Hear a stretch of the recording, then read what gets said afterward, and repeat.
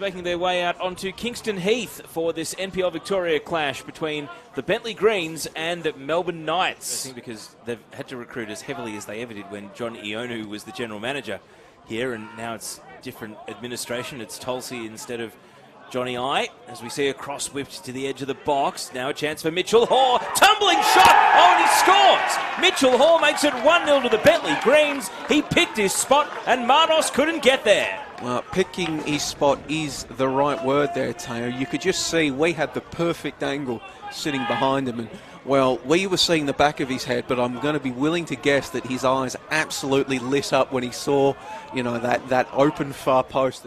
There's plenty of time to go as this long ball, little half-hearted shout for handball against Door Jockey's trying to curl it. Can he drop it out of the night sky? So a corner kick then. Alexander right into the centre of the goal, and it's scored by Webster. The captain comes up with a header.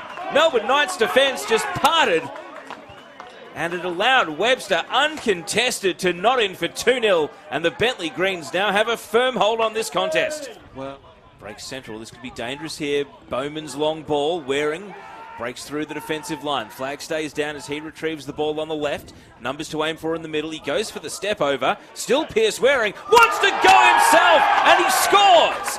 Creeping in at the near post, and Pierce Waring makes it 3-0 to the Bentley Greens.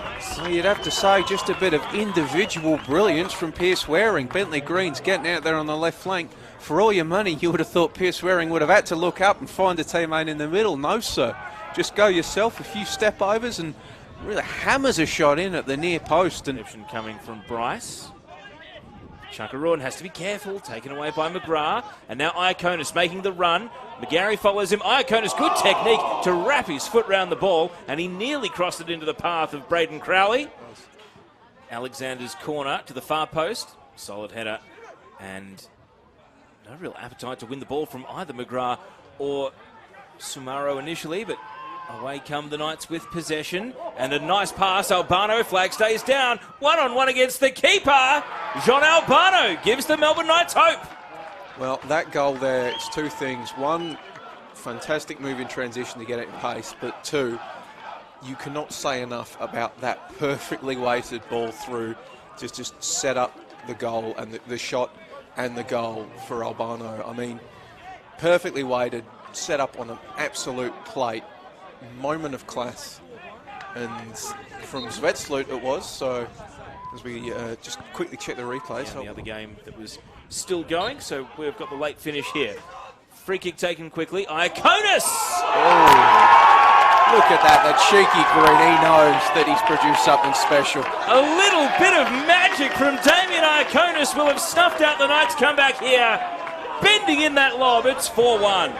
Absolutely. You just got to, at some point, you've just got to sit up and take your hat off to the finish. It was perfectly weighted there from Iaconis. This pass took two midfielders out of the equation. Iaconis is going to steer it through the left side. Here's Waring, and he puts it wide left. Before the foreign regulations around the state leagues came. Correct. They had unfettered, and this was a real bone of contention because they had unfettered access, no player restrictions at all.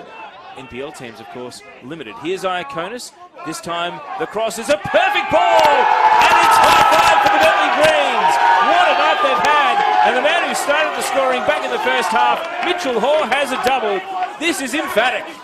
Not one, not two, not three, not four, but five for the Bentley Greens. Of Crowley finally gets his goal. He's been threatening all night. I mean, he's not going to have many simpler finishes than that one in the end. Yet do some repair on the scoreboard. Albano was the lone scorer for Knights earlier in this half. Deflection, not a kind one, and cleared away by Carrigan. And now they might be in again. Dover, how fresh, his legs off the bench. Oh, he's caught in possession, and he tapped the ankles of Bryce for his trouble. Bryce has, not been that bad for Melbourne Knights. It could be a lot worse. Well, stoppage time will expire before this free kick gets taken. So will the Bentley Greens put it into the box for one more? No, Michael Mamer says enough's enough. Bentley Greens 5-1. What a result.